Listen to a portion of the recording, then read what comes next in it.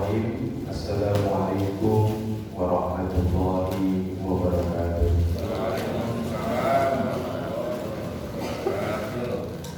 Alhamdulillahirabbil alamin.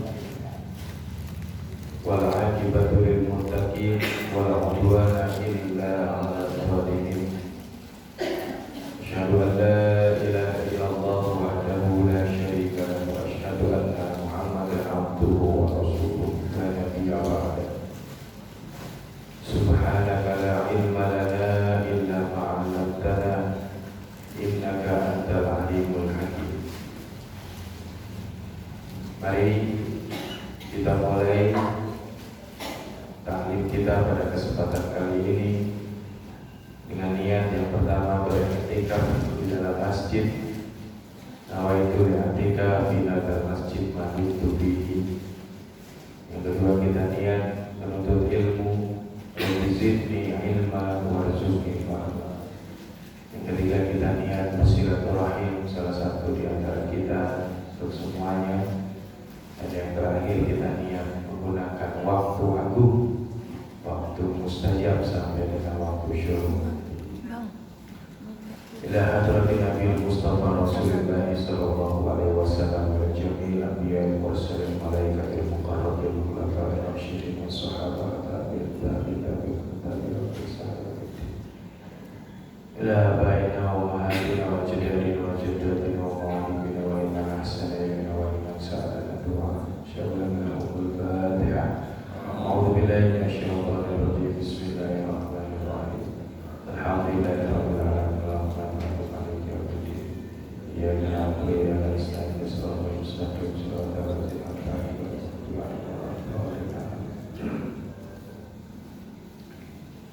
Pak Tri betul ya nomor 17 ya? Sudah catatannya takutnya malah 15. Karena bulan lalu itu bahasnya Qadiron ya. Yang bulan lalu yang pakai ya Qadiron berarti kan habis itu aliman berarti. Nah, aliman itu berarti nggak apa-apa, tinggal saya tarik ada materinya lengkap.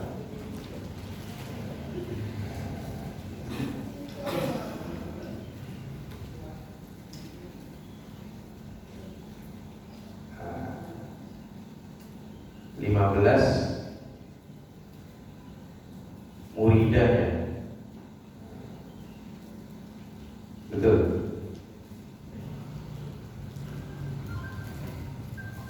Qadiron, muridan, aliman, hayyan. Muridan, mari kita Allah Maha berkuasa, berkehendak. Sekarang Allah ya, kalau kemarin Allah itu berkuasa, sekarang Allah berkehendak. Allah punya mau. Muridan. Makanya murid itu yang pengen punya kemauan. Murid itu kemauannya lebih tinggi dari gurunya. Jadi murid kalau belajar nunggu gurunya, bukan guru nunggu muridnya. Nah, ya kan? Anak-anak udah di kelas, baru gurunya datang. Murid karena ingin, karena pengen, berkehendak. Sebelumnya iradah, kehendak Allah. Sedangkan qauluhu muridan, Allah dalam keadaan memiliki kehendak. Allah dalam keadaan memiliki kehendak. Wa qaulullahi muttasifan bil iradah. Jadi Allah itu bersifat, memiliki sifat berkemauan. Karena Allah ada kemauan, kehendak, maka ada kemampuan. Bedanya sama kita bisa jadi nggak berkehendak, juga nggak punya kemampuan atas kehendak kita. Kalau Allah udah pasti punya punya kemauan, punya kemampuan. Kita belum tentu. Kita ini belum tentu. Belum tentu berkehendak, belum tentu mau, belum tentu juga dikasih kemampuan untuk mewujudkan kehendak dan kemauan kita.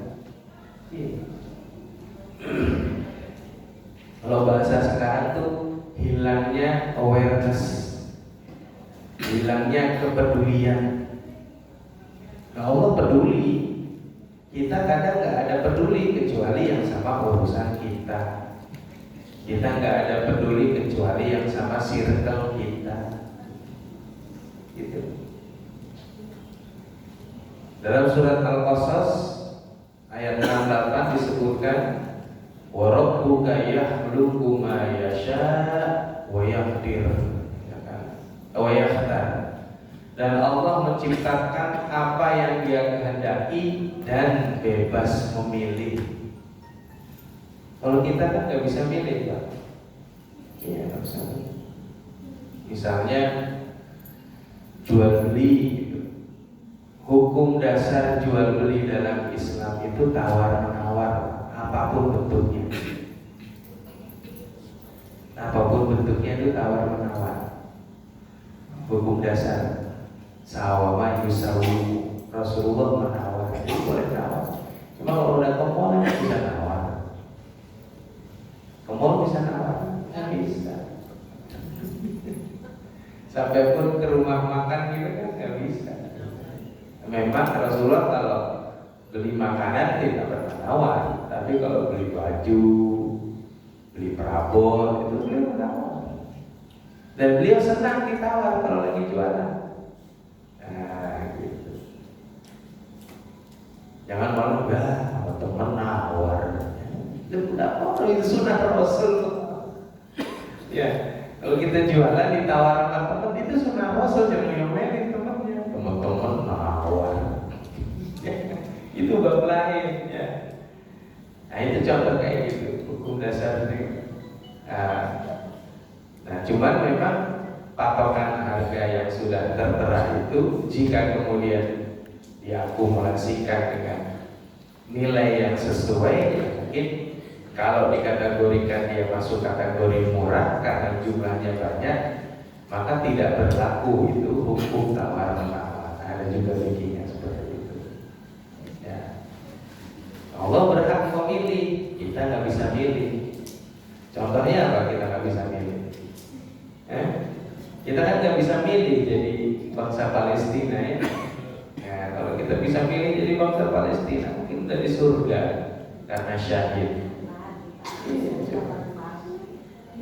Kebayangkan kalau warga Palestina itu mazhabnya Syafi'i sama rajin tahlil, nggak selesai itu tahlilan, tiap hari ada yang mati. Nggak selesai itu tahlilan. Makanya mereka Hanafi, Maliki gitu. Bayang ya. Tapi kita menyayangi mereka, mencintai mereka, itulah ukhuwah. Ukhuwah tuh kayak gitu. Makanya orang Palestina yang tinggal di Indonesia tuh dia gumun gitu. Wah, di sana nggak ada ya. Di sana tiap hari 20 orang, 30 orang tahlilan terus. Iya. Iya.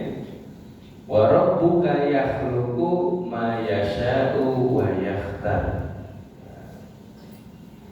Termasuk kita tidak bisa memilih tentang jalan hidup kita, itu nggak bisa memilih. Bisa jadi kita sekarang ini tidak seperti apa yang kita cita-citakan. Iya. Para sahabat menginginkan Rasulullah terus menemani mereka, tetapi nggak bisa. Ya. Mati itu nggak pakai notifikasi. Coba mati ada notifikasinya di HP. Besok jam 12 salam Israel, Sherlock posisi. Dari masjid kita. Makanya ketika Rasulullah benar-benar wafat, semua tidak percaya. Padahal semua mengaku cinta, mengaku sayang, mengaku beriman, mengaku semua mengimani apa yang dikatakan Nabi. Begitu berada dalam prakteknya, gak ada yang percaya. Abu Bakar gak percaya. Masuk ke dalam rumah, dilihatnya udah gak bernyawa. Ya, diusap kepalanya, dicium keningnya, keluar. Maka beliau kemudian mengatakan, "May ya'budu Muhammad fa innahu qad mata, wa may ya'budu Allah fa innahu hayyun la yamut." Mengambilnya bijak tuh Abu Bakar. Beda sama Umar, dengar kan? Wahai Umar, Rasulullah wafat, dibunuh sepedang itu. Siapa yang bilang Rasulullah wafat? Mau saya bunuh sih. Tapi begitu dia ketemu ngeliat tuh Abu Bakar udah paham, baru dia ditaruh lagi ke pedang. Masya Allah. Kita nggak bisa memilih keadaan kita sekarang. Kita juga nggak bisa memilih keadaan. Ada yang baru punya anak setahun 2 tahun dipanggil anaknya, ya. Ada yang ditakdirkan yatim, ya. Ada yang ditakdirkan berkebutuhan khusus. Allah boleh memilih, kita nggak boleh memilih, ya. Makanya innallaha yaf'alu ma yurid. Allah boleh melakukan yang Dia kehendaki. Kita kalau semau kehendak kita udah pasti salah. Iya. Kita tuh kalau melakukan semau kita udah pasti yang dilakuin salah. Nggak mungkin benar. Kalau yang dilakuin benar, pasti dia nggak semau mau dia. Ya. Karena Rasulullah mengatakan, "Ish ma syi'ta, fa innaka mayyitun."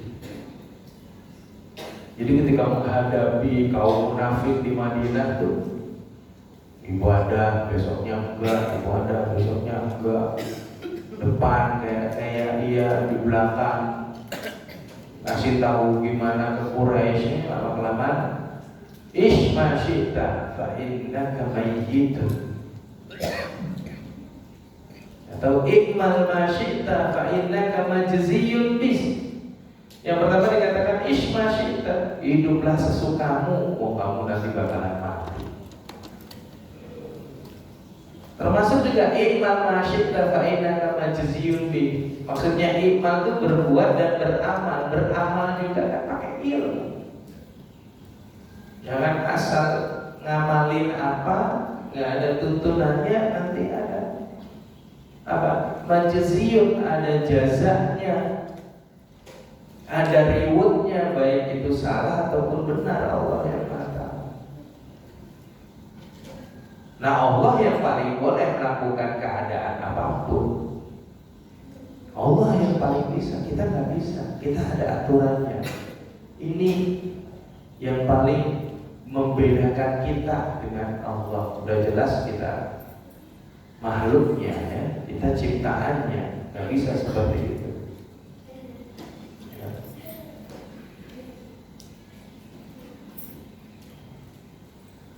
Maka ketika itu kan disebutkan faman kana ya'budullah fa innallaha hayyun la yamut. Dan barang siapa yang beriman dan menyembah Allah, maka dia adalah yang maha hidup tapi tidak pernah mati. Semua nabi mati. Hanya bedanya semua jasad nabi tidak dimakan bumi. Tidak dimakan. Mau gimana pun keadaan bumi nanti, mau ada penemuan ilmu apapun, jasad Nabi tidak pernah dimakan bumi. Berbeda dengan kita, pulang belulang dan lain sebagainya. Ya, kemarin baru melihat tuh ya proses apa tuh? Proses penggalian makam yang ditimbun barang. baru saya tahu. Oh udah di sini ya, iya. Oh udah berarti sekarang udah tingkat 2 ya, iya Pak Haji. Buka dulu tulang, tutupin dulu, rapiin. Nah nanti ini di atasnya ya. Atau gimana ini mau ditaruh di bawahnya gitu. Udah selesai. Udah berdua. Masya Allah. Ya. Bisa jadi tulang kita ini nanti. Ya. Kalau dulu saya pernah cerita di komplek kami itu meninggal tuh berurut-urut tuh. Berurut-urut. Mantan ketua RT rumahnya di pojok, mantan ketua RW lagi mau di pojok. Tetangga pada bilang, malaikat lagi main di pojok nih. Sekarang nih yang meninggal itu turun-turun di 3, ibu-ibu semua. Ibu-ibu semua. Haji ini, haji ini, lagi kecapean tahlil nih kan. Iya. Dan di tengah semua. Kemarin di pojok. Semuanya punya posisi RT dan RW. Gitu. Ini ibu-ibu semua di tengah. Iya, wah sekarang udah mulai ke pojok nih, dan lagi ke pinggir lagi. Itu berurutan kan? Baru selesai makamin terus pulang, nyampe lagi innalillahi.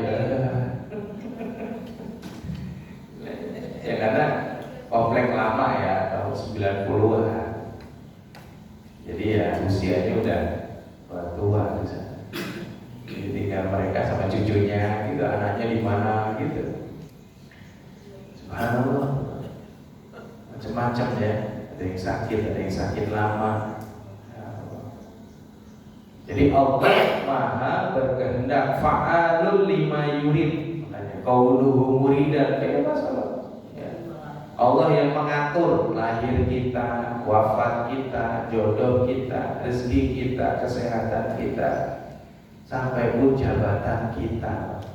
Semua ada umurnya, semua ada masanya.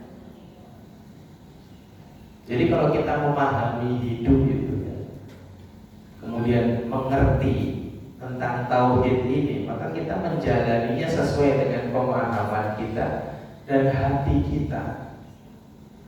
Iya. Makanya Islam itu agama holistik, mind, body, and soul. Selalu 3 unsur utama. Kalau dalam berkehidupan yang paling atas mind, tapi dalam ibadah soulnya yang harus paling atas. Jiwanya dulu, hatinya dulu. Mindnya tuh di otak. Otak tuh dia apa? Fikih. Fikih tuh otak. Sholat itu begini, takbiratul ihram begini, ini. Soulnya, saya ini lagi hadir nih. Allah lagi ngeliat saya nih. Itu soulnya. Kalau kita beribadah, otaknya saja, fikihnya udah benar, tapi hatinya kemana-mana, bisa jadi hatinya takut. Akhirnya takutnya merespon ke otak lagi. Makanya ada gerakan yang lupa. Itu karena efek dari rasa khawatir, rasa takut, rasa bingung, lalu lari dia ke otak. Otak merespon, mikir. Nah, karena mikir, lupa nih, ini rakaat keberapa ya? Lagi imam lagi.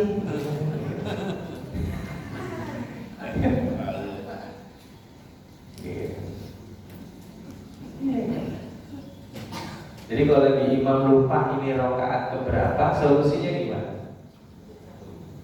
Solusinya gimana? Panjangin sujud kedua. Panjangin sujud kedua untuk merespon yang belakang, bahwa kita ini akan tahiyat atau naik lagi. Biasanya kan gitu. Ini udah 3 rakaat atau udah 4 rakaat. Udah 3 rakaat atau 4 rakaat. Panjangin dulu, jadi tahu kita lupa. Baru begitu kita mencoba naik, langsung direspon subhanallah. Kalau saya kemarin kan sholat nih, Imam Isya, kebetulan di perjalanan Imam Isya. Seingat saya ini baru tahiyat awal, terus saya naik untuk rakaat ke-3. Habis itu saya mau naik lagi rakaat ke-4, belakang subhanallah. Ini benar deh perasaan subhanallah. Akhirnya saya tahiyat, Pak. Ini yang salah yang ingetin ini. Aduh, udah gak ada saksi. Terus begitu selesai itu udah, perasaan tadi aneh nih kena saya. Saya itu tadi benar. Oh gitu ya? Begitu. Dia main ngomong subhanallah aja. Itu gimana sih antum gitu? Ya Allah. Kecuali saya ini salah jelas. Saya merasa ini rakaat ke-3 nih, berarti 3 ke-4 berarti saya naik. Dia subhanallah. Itu saya langsung turun. Lagi ya. Ini Isya loh gitu. Jangan-jangan dia ngerasanya maghrib, saya ngerasanya Isya. Wah, dua-duanya nih kita banyak urusan jadi kayak dunia istighfar. Nah itulah ibadah tuh ada mind, soul, and body. Body itu tubuh, iya kan? Diajarkan fikih sholatnya, nggak bisa berdiri duduk, nggak bisa duduk tidur, nggak bisa tidur baring, nggak bisa baring dan lain sebagainya. Ada itu berarti ada urusan apa? Body, tubuh. Puasa juga kayak gitu, niatnya, ilmunya, dan fisiknya. Apalagi haji umroh, wah itu udah kumpulan semuanya. Tawaf itu butuh kekuatan fisik. Sekarang bisa pakai skuter. Skuter 2 orang 1,5 juta. Masya Allah. Nah itu. Nah semua ini terjadi karena masyiatullah atau kehendak Allah. Ya. Imam Syafi'i berkata, ma syi'ta kana wa illam asya. Kalau sudah engkau kehendaki ya Allah, terjadi walaupun aku pengen. Ya kan? Wa ma syi'tu illam tasya lam yakun. Dan apapun yang aku kehendaki, kalau dan yang aku pengen, kalau engkau nggak berkehendak, ya nggak terjadi. Saya tuh sering kayak gitu, misalnya contoh udah berhati-hati, misalnya lagi jalanan sempit udah berhati-hati, gitu masih aja tatapan terus biar rasa udah hati-hati deh, gitu. Udah hati-hati ya, kalau secara otak kita kalau udah hati-hati, udah pelan-pelan kita masih aja, kita ngerasa gitu. Ya. Udah sungguh-sungguh wudu, udah niat bener gitu.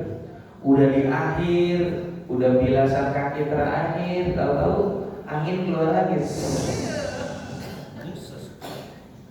Ya udah istighfar dulu nih, saya ada istighfar, ulang lagi, gitu. Ulang lagi. Macam-macam cara. Itu hal-hal gitu, apalagi yang lain kan. Kita merencanakan perjalanan kan tetap aja. Berangkat jam berapa nih? 5.30 berangkatnya 8.30. Iya, ini lagi belum selesai, belum ini ya. Apa yang kau kehendaki pasti terjadi meskipun aku tak menghendakinya. Dan apa yang aku kehendaki tidak akan terjadi bila engkau tak menghendakinya. Sampai kayak gitu ya Imam Syafi'i ya, mempelajari tauhid. Imam Syafi'i itu murid yang disayang sama gurunya dan guru yang disayang sama muridnya. Nah, iya. Beliau disayang betul sama Imam Ahmad. Ya. Dan dia menyayangi betul gurunya Imam Malik. sejak dia bisa menyelesaikan muwatta itu nggak pernah berhenti mendoakan Imam Malik, juga Imam Ahmad nggak pernah berhenti mendoakan Imam Syafi'i. Padahal mereka bertiga sering berbeda pendapat. Coba kita beda pendapat, ganti masjid. Udah saja langsung kayak gitu. Coba kita beda pendapat, langsung ganti masjid, pindah rumah, sekalian aja pindah arah. Setiap orang pasti berbeda, punya pemikiran yang berbeda. Iya. Sebagian masyarakat Palestina juga ada yang mazhab Syafi'i, tapi jangan salah mereka kalau nggak taklim, gitu kan. Emang mau nyuguhin apa? Mau nggak ada yang mau disuguhin? Iya. Nah, jadi kita bisa kecewa, kadang-kadang nyari kerja, lamaran ditolak, usaha gagal, jabatan hilang. Tapi kalau ada Allah bisa menyelamatkan kita. Oh, ini yang mau Allah. Allah mau jabatan kita hilang. Allah mau lamaran kita ditolak. Allah mau usaha kita gagal. Biar apa? Oh, biar kita ke Allah dulu. Tapi Allah nggak pernah menutup jalan kita berusaha. Yang suka kita lupa tuh kayak gitu, ya Allah, ini bisnis sudah 15 tahun tiba-tiba harus tutup. Yang kita pikirin 15 tahunnya sama yang kita pikir tutupnya. Tapi kita nggak pikir kita dikasih kesempatan untuk berbisnis 15 tahun. Coba kalau dilihatnya ke situ, ada orang lain baru 2 tahun udah tutup. Kita 15 tahun tutup. Itu. Ya Allah, ini kok nyari kerjaan kok agak susah ya. Udah disuruh duha, udah ini. Jangan melihat kerjaannya, tapi lihat kamu ditakdirkan bisa sholat duha itu rizki. Iya, bisa ditakdirkan sholat duha itu rizki. Jadi dalam konsentrasi kita saat mengerjakan satu amal, yang diutamakan adalah soulnya dulu, hatinya dulu utamakan.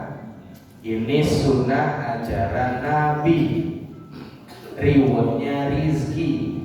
Jangan rizkinya yang dimasuk di otak kita gitu. Benar ya? Kayak waja'alna nahara ma'asya waja'alna laila libasa. Kami jadikan siang untuk bekerja, malam untuk istirahat. Beberapa ulama mengatakan istirahat hukumnya mendekati wajib di malam hari. Maka kalau kita maksain sholat malam demi satu hajat duniawi dan itu jadi memberatkan kita, mending tidur. Mending tidur. Jelas itu ada kewajibannya, ada ayatnya tidur. Tapi yang benar adalah tetaplah tidur. Begitu terbangun di malam hari, ingat Allah juga memerintahkan sholat malam. Lalu kita sholat karena perintah Allah. Kalau udah tahu dasarnya, Allah lebih menyukai amal yang kita kerjakan yang memang perintah Allah. Perintah Allah apa? Berikhtiar. Hasilnya terserah Allah. Perintah Allah sholat malam, pengabulannya terserah Allah. Perintah Allah belajar, perintah Allah ngaji.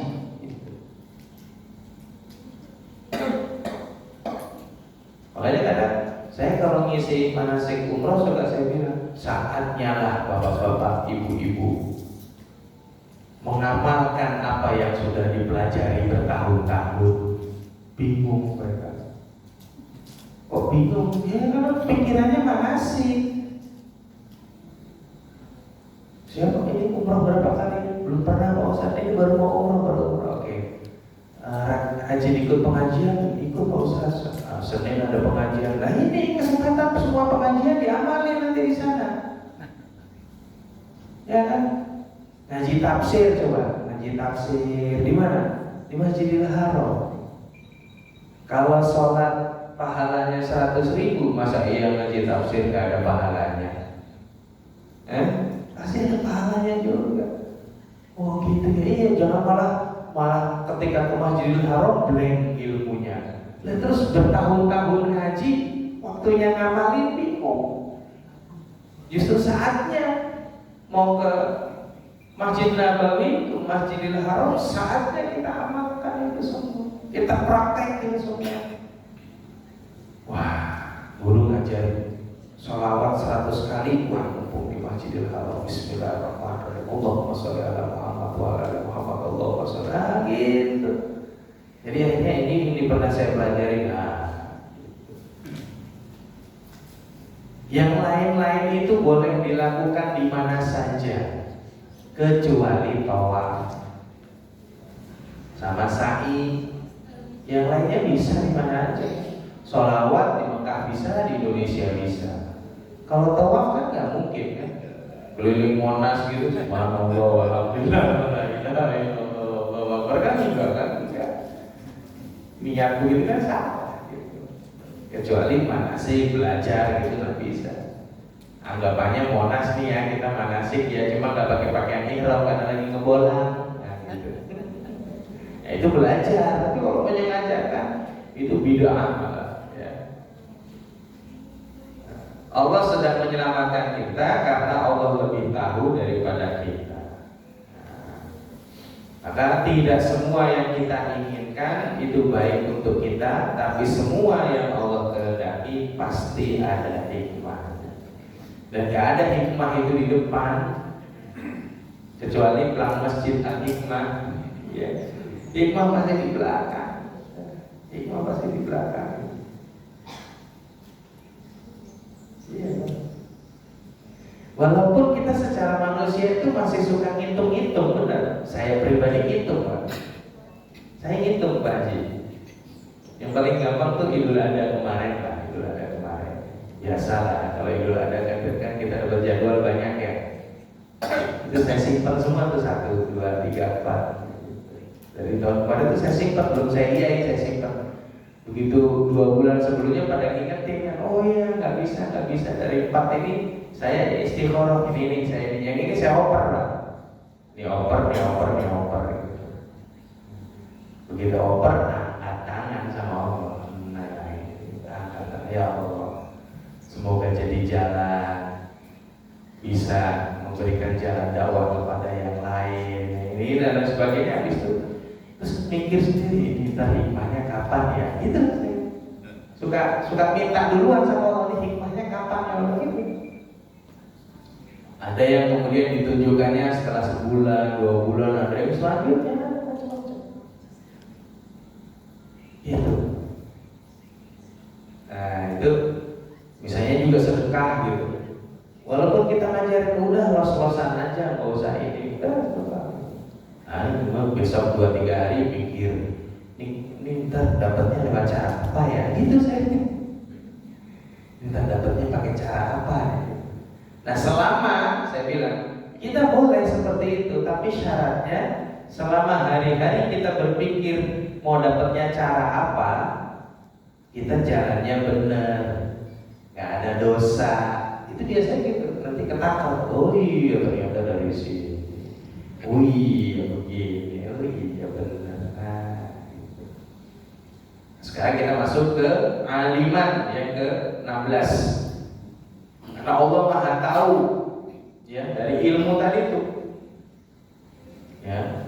Huwa qaulullah muttasifan bil ilmi, keadaan Allah yang bersifat dengan sifat ilmu. Wallahu bikulli syai'in alim. Allah Maha mengetahui segala sesuatu, kita tidak tahu. Iya. Yang jelas tuh alam semesta lah. Allah lebih tahu semua tentang alam semesta. Kita untuk belajar alam semesta dibatasi ilmu, dibatasi jarak. Kalaupun yang sampai juga dibatasi juga.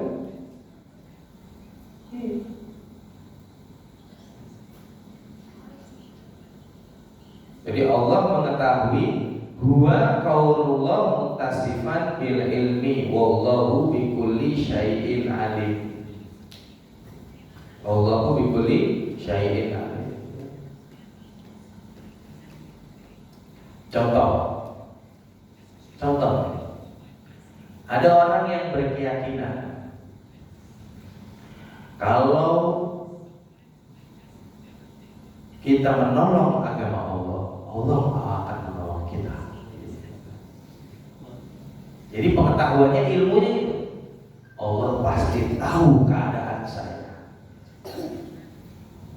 dan pasti Allah akan menjaga saya.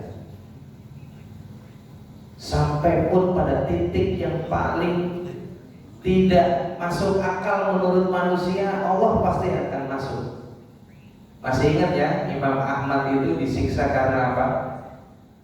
Karena mempertahankan Al-Quran itu kalamullah atau makhluk, ya kan? Disiksa dia sama khalifah, di penjara, dicambuk, dirantai, dihina. Lalu murid-muridnya kan lengah gitu, karena muridnya juga banyak yang ahli fikih. Kenapa engkau bertahan? Kenapa engkau bertahan? Sudahlah, ini demi kepentinganmu juga. Kamu katakan saja Quran itu makhluk. Nanti setelah itu kamu bebas, kamu bisa mengajarkan lagi dengan cara yang berbeda gitu. Enggak, Imam Ahmad, ini urusannya kalamullah. Karena ini keyakinannya Allah mengetahui saya berfatwa seperti ini, maka saya katakan Al-Quran kalamullah, bukan makhluk. Kalau khalifah kan maunya makhluk gitu kan, karena dia kertas, dia ini kan. Enggak, dia kalamullah. Lalu dia bilang, kalau saya mengatakan Al-Quran itu makhluk dan Allah mengetahui aku berubah pikiran, sungguh itu lebih aku takutkan azabnya dibanding azabnya pemimpin negeri. Iya, karena dia mikirnya nanti. Jadi pengetahuan dia tentang Allah ini tahu keadaanku. Bahkan dia juga bisa mengatakan, yang lain mau pergi meninggalkan saya silakan, kalian murid kok. Semua boleh meninggalkanku, karena kalian juga pasti akan mati. Sedangkan Allah hayyun, nanti sesudahnya. Setelah aliman hayat, Imam Ahmad sampai sedemikian rupa. Jika manusia meninggalkanku, Allah tidak meninggalkanku. Jika manusia menyela ilmuku, Allah menerima ilmuku. Karena ilmuku dari Allah. Jadi pemahaman Imam Ahmad itu terhadap tauhid seperti itu. Jadi kita tuh perlu belajar dengan kisah-kisah para salafus soleh, apalagi Hasan Al-Basri, ya, Imam Hasan Hussein dan lain sebagainya. Dalil yang ketiga disebutkan mengetahui rahasia yang lebih tersembunyi dari rahasia. Ya'lamu sirra wa akhfa. Tadi itu.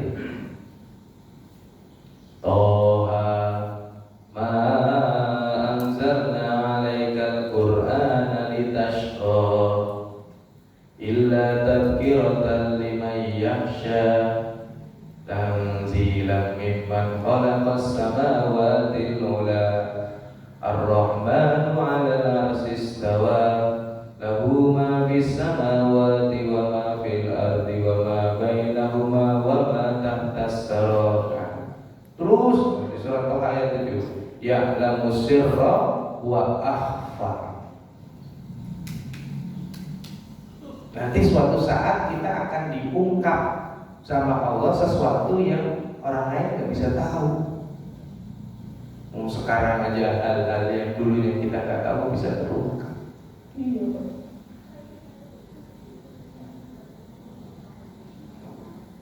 Jadi kita mau ditampakkan sama Allah dengan cara halus atau cara kasar? Kalau cara kasar baca surat At-Tawwabun. Kita kalau seluruh Indonesia baca surat At-Tawwabun tuh, wah itu keburukan bisa dimunculkan semua sama Allah. Tapi itu lebih baik dibanding nanti kita dimunculkan di akhirat, dimunculkan di mahsyar, di waktu hisab. Ya Allah, kayak gimana itu malunya kita? Udah capek nunggu 500 tahun, tahu-tahu dibongkar keburukan kita. Karena ada nanti beberapa mereka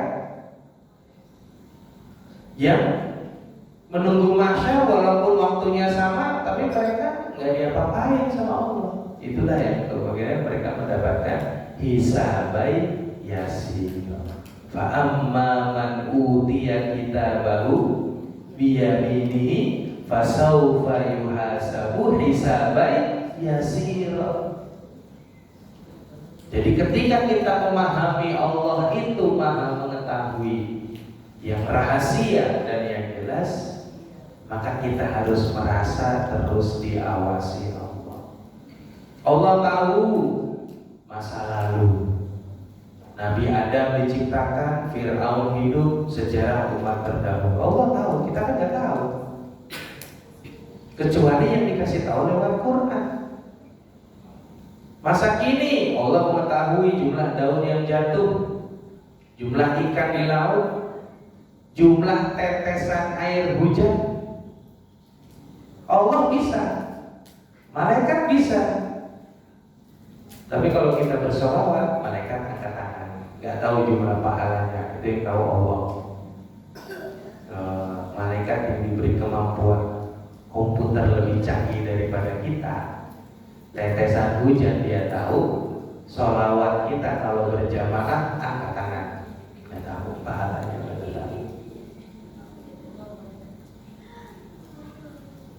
Saya lagi ngebayangin ya itulah mungkin namanya apa ya, aliran ya.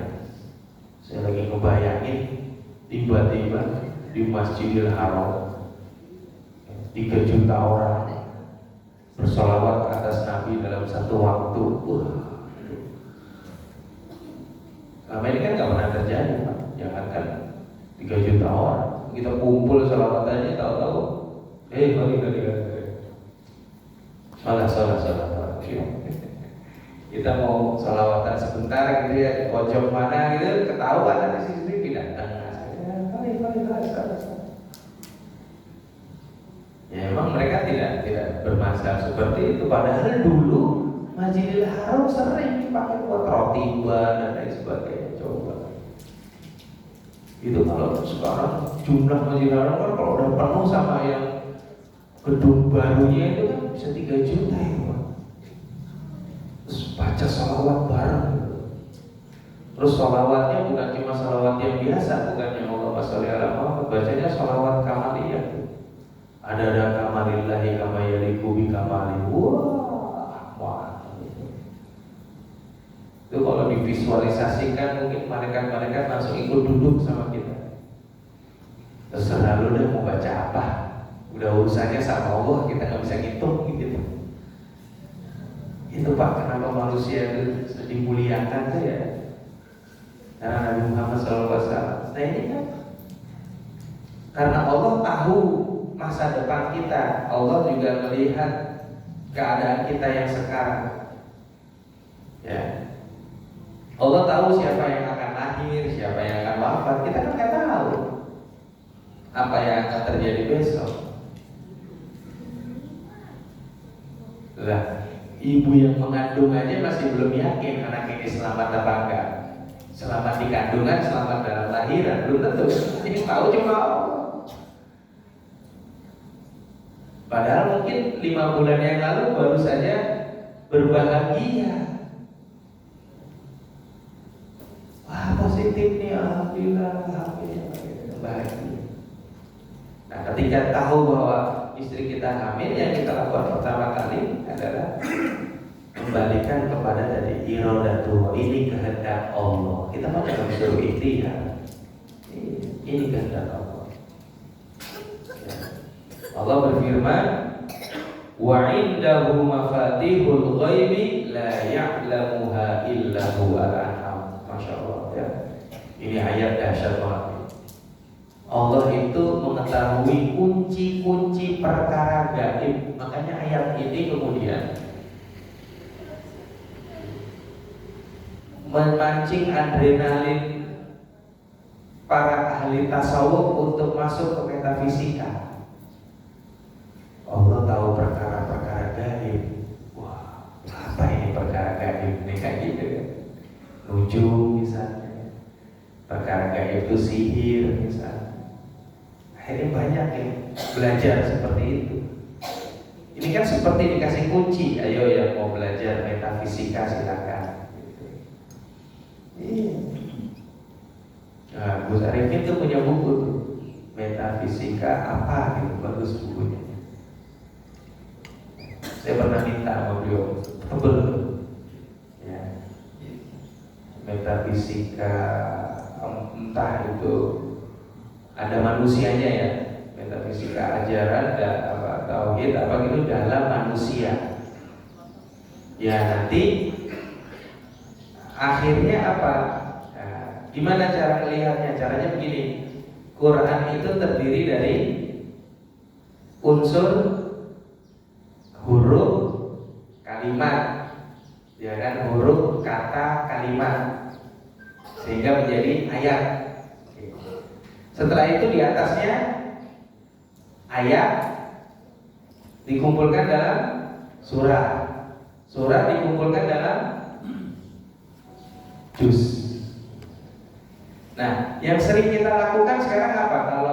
Kalau lagi ada apa-apa disuruhnya baca apa? Baca surat ini, betul ya? Baca ayat ini, betul nggak? Betul ya? Oleh Syakir, baca surat ini, ayat ini. Pernah nggak Bu kepikiran baca juz ini? Kenapa nggak disuruh gitu? Ayo, kan Quran juga ada juznya. Baca juz ini, baca juz ini, lama. Ya nggak apa-apa, dia obat kok. Nah itu ada tuh di kitabnya Gus Arif. Nah, nanti karakteristik kita, karakteristik manusia, darah, sifat dan lain sebagainya itu muncul di karakter juznya. Iya. Misalnya seorang lebih cenderung ke juz 27, maka dia akan memiliki karakter begini, sifat buruknya begini. Nah sekarang kita kan yang tahu diri kita, oh begini, oh begini. Saya ini senang begadang, misalnya. Kalau siang tuh kerja tuh agak susah, agak kurang semangat, tapi kalau malam, oh ini malam nih, alail 30, atau dia senang gua, kahfi, juz 15, atau kahfinya surat ke-18, juz 18, oh muter-muter tuh nanti dikaji, ada, ketemu nanti akhirnya. Itu keilmuan. Nah selama ini kan kita cuma menyadari baca surat, baca ayat. Coba sekali-kali baca juz. Iya. Kan sekali-kali pindah rumah baru, habis selamatan, ayo yang punya rumah baca Al-Baqarah sekali dulu. Nah, surat kan? Ya, tiba-tiba disuruh baca juz 15 sama juz 3. Ya, baca. Gitu. Ada lagi baca 4 juz berturut-turut, 1, 2, 3, 4. Wah, iya. Asal.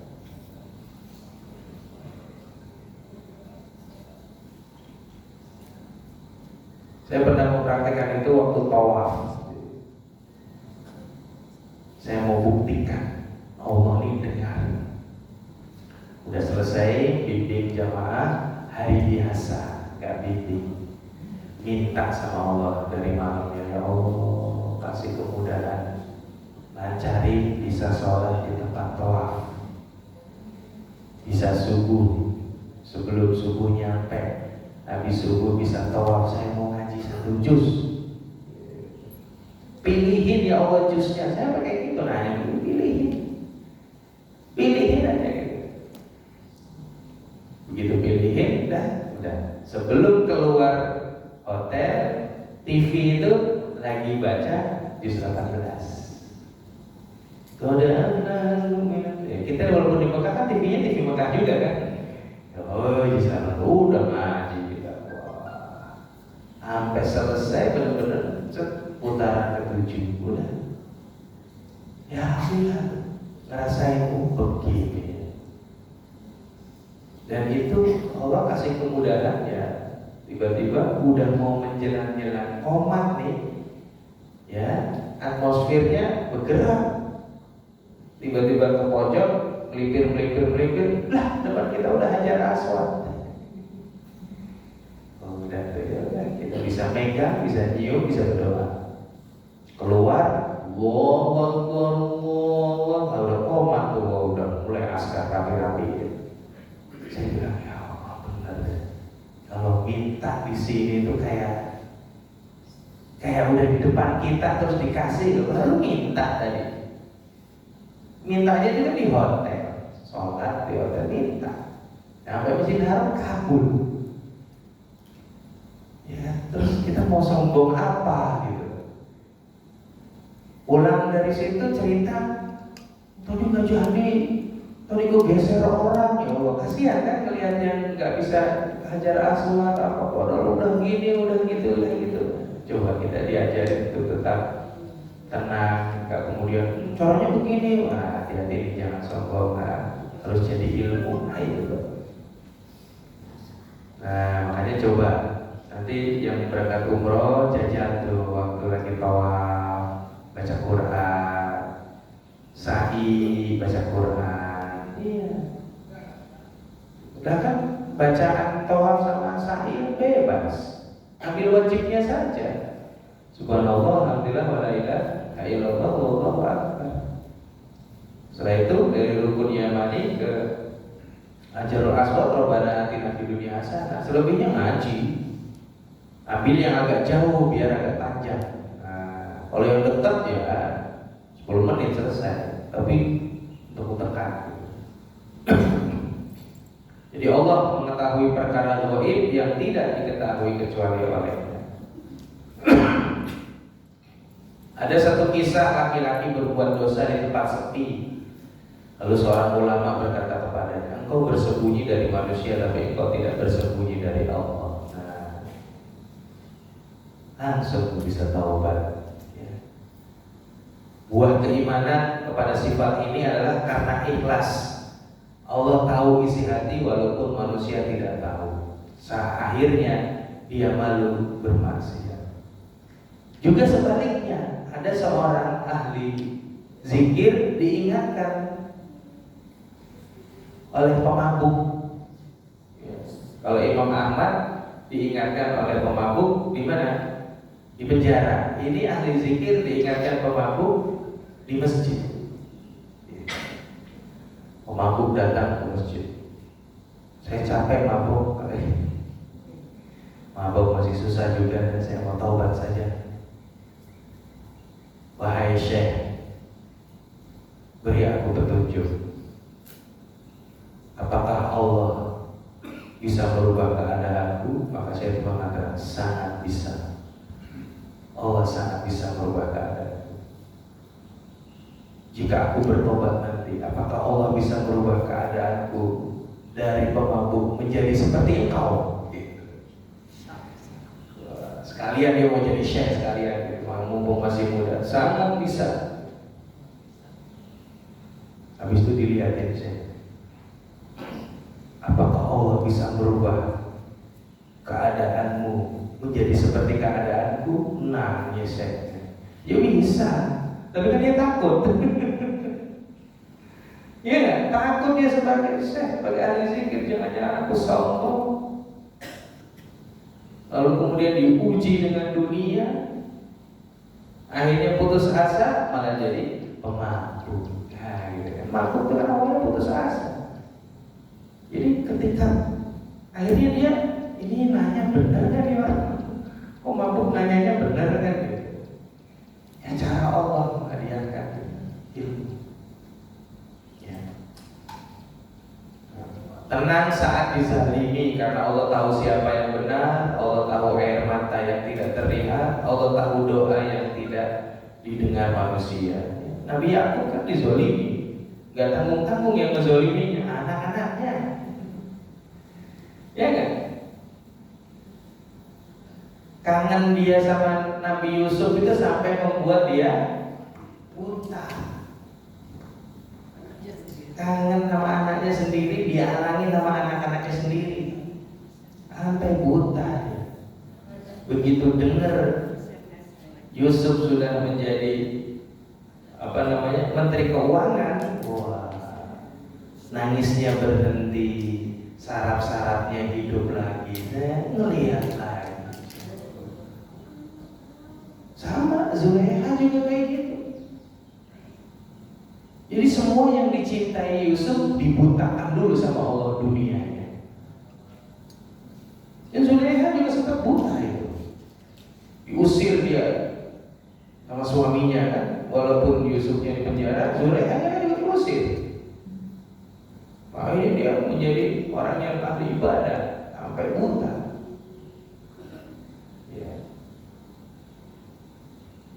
Baru kemudian nama suaminya kan Al-Aziz ya. Begitu Al-Aziz wafat, Yusuf jadi raja.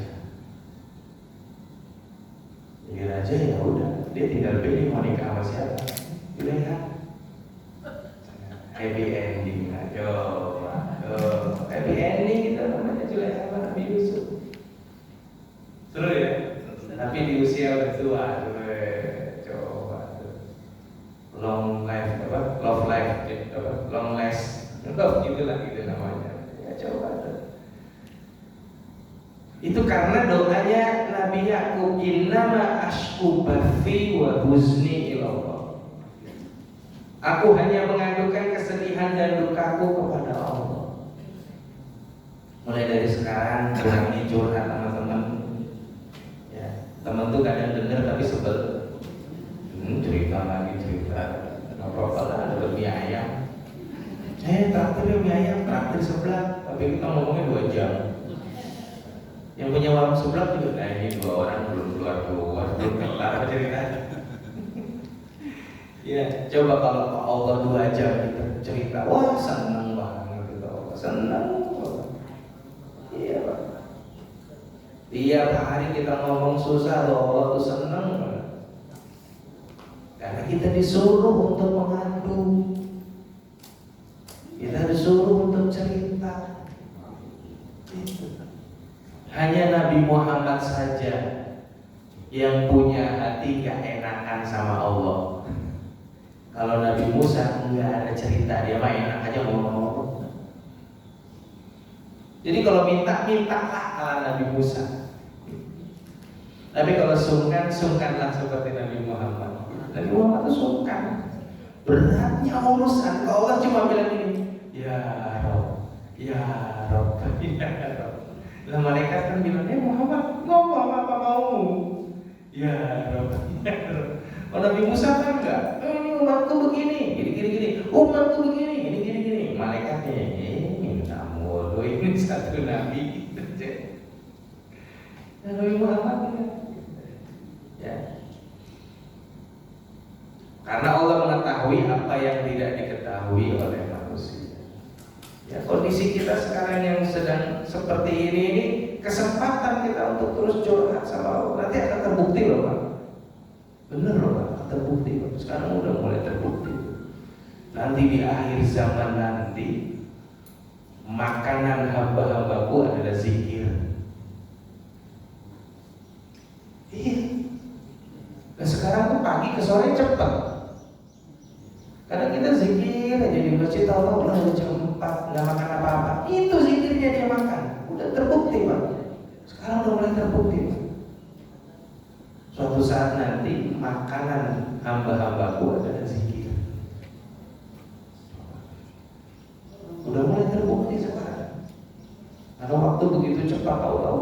7.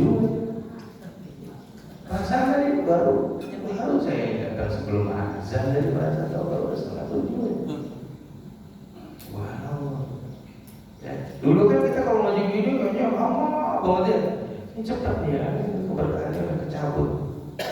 Maka sifat ya Allah yang Maha Tahu ini, aliman, kesedihan kita, perjuangan kita, doa kita, harapan kita, jangan sampai kita merasa sendirian. Allah Maha Tahu.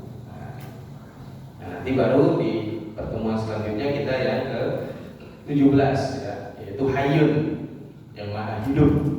Ini masih yang ini karena waktunya sudah cukup. Ya, kita, perjuangan kita, doa kita, Allah Maha Tahu. Sudah perlu kesahkan semuanya kepada Allah. Jadi ilmu yang kita dapat ini langsung kita praktekkan. Oh gini ya pemahaman. Oh gitu kan.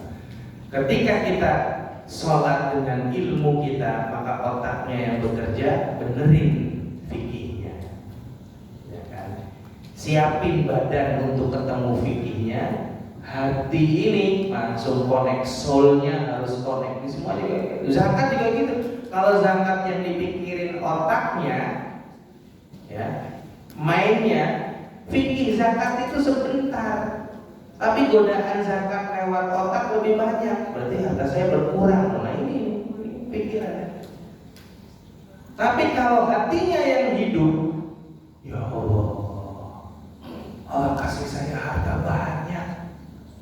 Ini gimana mempertanggungjawabkannya? Gampang cara mempertanggungjawabkannya, geser. Begitu geser berkurang tanggung jawab kita. Simpulan dihisab tadi. Simpulan harganya 100 miliar. Hitung. Wah, ya Allah ini 80 miliarnya udah bisa ditanya. Ini udah hitungannya 20 miliar. Yo, kan singkat tuh. Coba kalau disimpan, itu tanya lagi tuh yang disimpan buat apa? Apa lagi? Itu gimana itu? Ini jadi apa itu? Wah, capek. Dan seluruh manusia tahu. Lah enaknya kayak begitu. Mending pengen cepat-cepat aja. Jadi sehingga kalau kita iya ya, biar mempercepat hisab, kita geser saja. Sudah. Karena kalau enggak, ya itu ditanya terus tuh. Di bahasa juga ditanya tuh. Nah itu berarti kita pakai hati. Haji juga kayak gitu. Hati kita ini ketika haji itu mikir kemana gitu, ke Allah apa ke siapa? Kita haji masih membawa ini enggak jabatan misalnya. Kita kan syaratnya haji illa man atallah biqalbin salim, datang kepada Allah dengan hati yang ini. Walaupun pasti selalu ada cerita-cerita. Yang tahun ini kan ya, yang tahun ini adalah presiden mana tuh? Yang dia tidak minta pengawalan VVIP, entah Afrika Selatan apa Burkina Faso atau apa, ada tuh berita. Jadi dia lebih memilih di tenda Arafahnya bersama jamaah haji negaranya, dia tidur aja. Padahal ketika dia telepon dubesnya, siapin saya VIP, disiapin VIP untuk presiden haji. Coba tuh, hilang itu beliau gitu. Ya Allah, subhanallah ya. Ketika dikasih dia lebih memilih seperti itu. Nah ini kan nggak mudah tuh kayak gitu, karena hatinya dia, saya ibadah ini karena saya hamba Allah. Bahwa saya jadi presiden ini amanah Allah. Beda antara hamba Allah sama amanah Allah tuh beda. Hamba Allah tuh saya sama Allah saja gitu. Amanah Allah tuh saya sama masyarakat. Hisabnya sendiri-sendiri. Bagaimana kamu menjadi hambaku? Gimana kamu sholatnya? Sholat sumber. Gimana kamu menjalankan amanah? Kan itu beda pertanyaannya nanti, Pak. Tapi yang paling penting tanya pertama kali ya sholatnya sama rukun Islam dulu tuh yang ditanya dulu tuh. Gimana kamu dulu hajinya? Oh saya hajinya ini di tenda ini apartemen. Sekarang ada apartemennya.